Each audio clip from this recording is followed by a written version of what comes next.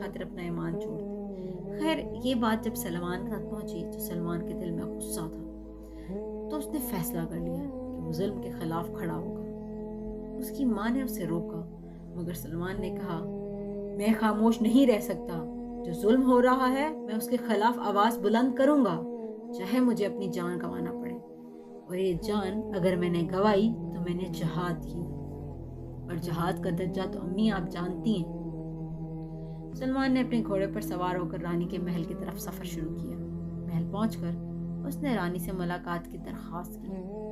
پہرے داروں نے اسے روکا، لیکن سلمان نے بے خوف ہو کر کہا رانی عالیہ سے ملنا ضروری ہے میرا، آپ کو سمجھ نہیں آ رہی بات؟